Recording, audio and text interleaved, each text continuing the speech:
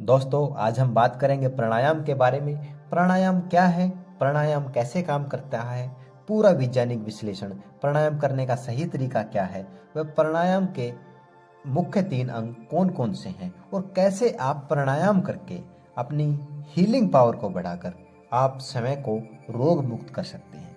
दोस्तों, सबसे पहले हम बात करेंगे प्राणायाम के अर्थ की।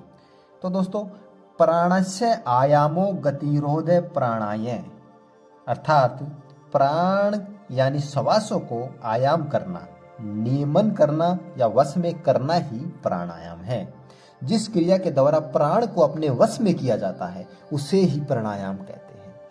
प्राणायाम प्राण का संयम है, क्योंकि प्राणायाम का प्राण के साथ बहुत ही गहरा संबंध है।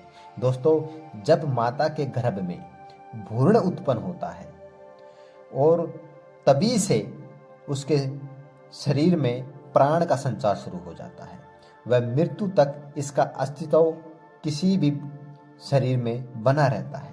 अगर मैं कहूँ तो प्राण ही सर्वव्यापक ब्रह्म शक्ति का द्योतक है।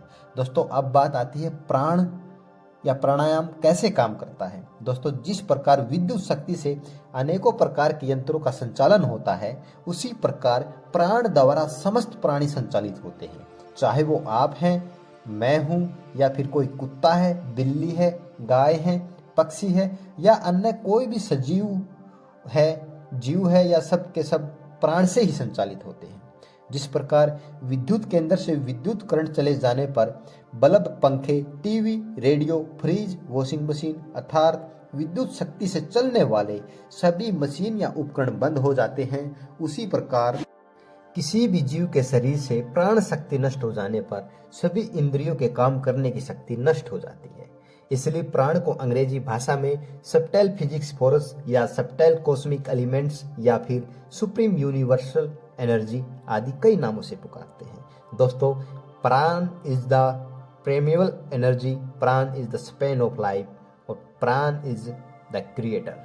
दोस्तों, अब हम बात करेंगे प्राणायाम करने का सही तरीका क्या है, वह उसका वैज्ञानिक विश्लेषण क्या है, वह प्राणायाम के मुख्य 3 अंग कौन कौन से हैं। पुण्य आत्माओं, प्राणायाम के अभ्यास के लिए स्वच्छ और शांत स्थान होना चाहिए। प्यारे दोस्तों, शिथिल आसन में बैठने के लिए आपके पास विशेष प्रकार का आसन होना चाहिए। बिछाने के लिए कुश घास, कंबल, मृगचर्म, बागंबर यानी बाघ की खाल या ऊन में से किसी एक चीज का आसन ले लेना चाहिए। मृगचर्म व बागंबर तो मिलना मुश्किल है आज के युग में, इनकी जगह आप कुशा घास या ऊन ले सकते हैं। पुण्य आत्माओं, इन आसन पर बैठकर प्राणायाम का अभ्यास करने पर जो आध्यात्मिक शक्ति प्राप्त होती है वह हमारे शरीर के अंदर ही रह जाती है और उसका स्टोरेज हो जाता है। परंतु जमीन पर बैठकर, कपड़ा या टाट पर बैठकर जब आप प्राणायाम का अभ्यास करते हैं तो इस प्राणायाम की क्रिया के दौरान शरीर से निकली हुई एक प्रकार की विद्युत शक्ति जमीन में प्रवाहित हो जाती है, जिससे आपको प्राणायाम का पूरा फायदा नहीं मिल पाता। इसलिए कंबल, ऊन या कुश का प्रयोग करने से प्राणायाम के दौरान शरीर से निकली हुई शक्ति की जमीन में अर्थिंग नहीं हो पाती, क्योंकि ये सब बैड कंडक्टर ऑफ इलेक्ट्रिसिटी है, या मैं कहूँ ये विद्युत के कुचालक है। अब हम बात करेंगे प्राणायाम के 3 अंगों के बारे में। योग दर्शन का सूत्र है बाह्य अभ्यंतर स्तंभवर्ती ही। बाह्य यानी रेचक, अभ्यंतर यानी पूरक, स्तंभवर्ती यानी कुंभक है। अब हम बात करेंगे कि पूरक किसे कहते हैं। पूरक प्राण वायु को नासिका से खींचकर छाती में भरना पूरक कहलाता है।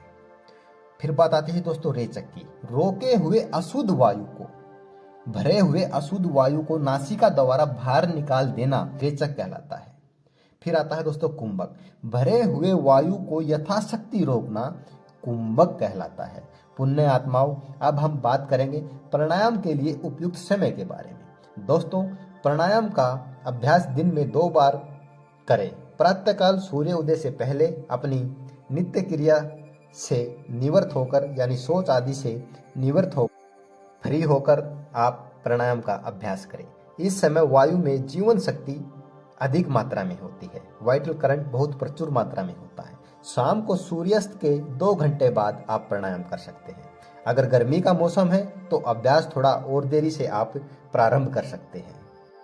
क्योंकि दिन के समय में वातावरण में कार्बन डाइऑक्साइड की मात्रा बहुत मात्रा में बढ़ जाती है और सूर्यास्त के बाद धीरे धीरे वायु शुद्ध होने लगती है।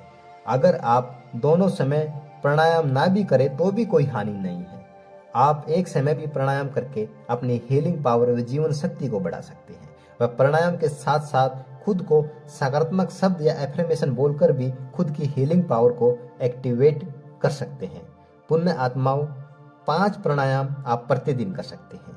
वे 5 मुख्य प्राणायाम इस प्रकार हैं। पहले नंबर का है कपालभाति, फिर अनुलोम विलोम, भस्त्रिका, उज्जाई व बाह्य प्राणायाम। दोस्तों, ये 5 प्राणायाम आप प्रतिदिन कर सकते हैं। जब आप इन प्राणायामों को करते हैं तो आपके अंदर बहुत ही प्रचुर मात्रा में वाइटल करंट पैदा होता है जो आपकी जीवन शक्ति को बढ़ाता है। दोस्तों, वीडियो ज़्यादा लंबा ना हो, आपके महत्वपूर्ण समय को देखकर मैं एक एक प्राणायाम के बारे में विस्तार से आपको समझाऊंगा और आपको हर प्राणायाम की सही जानकारी पूरे वैज्ञानिक विश्लेषण के अनुसार दूंगा।